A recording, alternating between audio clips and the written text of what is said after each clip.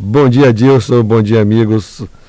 Mais uma vez hoje aqui. O que me traz aqui hoje, são a prisão dos 4 na semana passada e a atuação do ex-super-ministro Moro.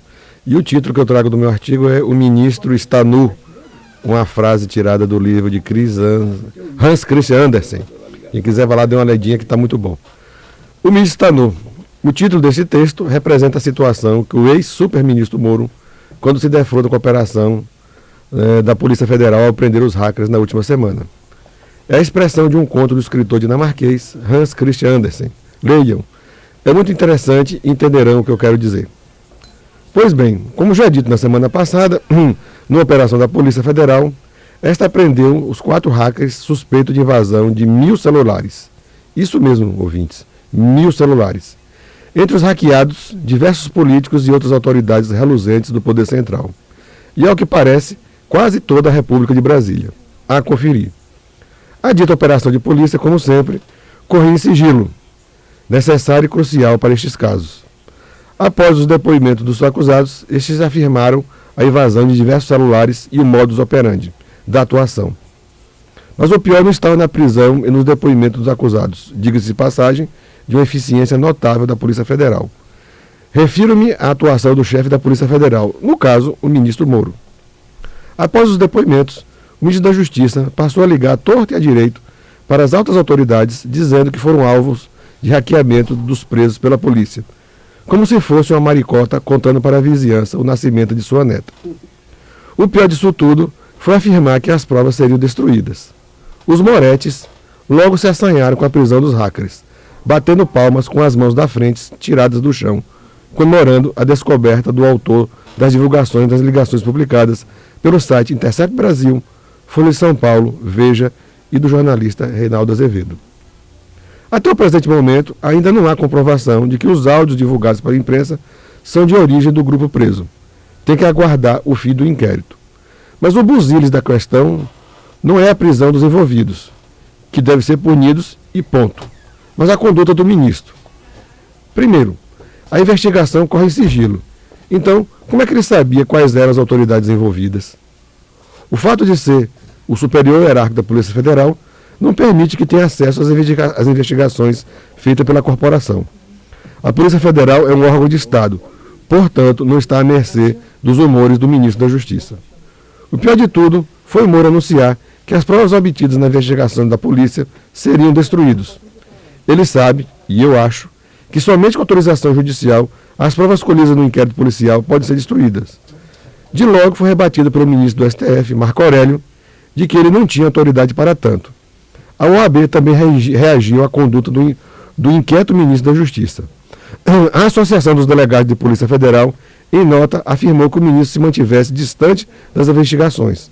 Acrescentou ainda que sua falha e atuação está causando desconforto à corporação. Mas todo este comportamento de Moro tem explicação. É o traço mais forte do típico autoritarismo de suas condutas quando era juiz federal e agora quando é ministro da Justiça. Na pressa de tentar apoio pela prisão dos hackers, junto às autoridades, e assim pôr em dúvida as divulgações de suas conversas nada republicanas com os promotores da Lava Jato, saiu ligando para todo mundo, informando que eram vítimas das ações dos presos da Polícia Federal. Mas a sua estratégia foi por água abaixo. Achando que ideia magistrado, lardeou que as provas seriam destruídas e informou que eram as autoridades vitimadas pelo vazamento de suas conversas telefônicas. Tudo ilegal, crime de responsabilidade. Num país sério, ele já teria sido demitido. Os moretes, acesos com a prisão dos hackers, viram neste fato a forma de desacreditar os vazamentos das conversas da Lava Jato divulgados pela imprensa. Mas como essa gente falta o básico, ou seja, pensamento e inteligência, estão numa armadilha. Se as conversas hackeadas forem oriundas dos acusados presos na semana passada, o seu conteúdo, por via de consequência, é verdadeiro. E olhem que até a presente data, os envolvidos nunca desmentiram o seu teor. Como disse, a atuação do ministro Moro, no caso, é a concepção clássica do mais puro autoritarismo. Se vendo no cargo político com claros objetivos políticos, a sua conduta reverbera a sua vontade intrínseca, qual seja, alcançar voos mais altos na sua carreira. Nem que para isso tem que construir uma imagem de grandiosidade no combate às mazelas da corrupção, onde a lei se torna apenas um elemento menor. Se ela não representa seus anseios, a interpreta conforme a sua visão de mundo, numa fachada de seriedade, conquistando assim as mentes mais fracas e relinchantes desse Brasil. É assim que as coisas funcionam. Pois não, caros ouvintes, o pior não é a prisão dos hackers, mas a atuação do ministro em divulgar o conteúdo do inquérito, que é sigiloso, como foi que ele teve acesso, com a intenção clara de buscar apoio das pessoas envolvidas. Isso é um retrato fiel do autoritarismo que reina ainda em nosso país.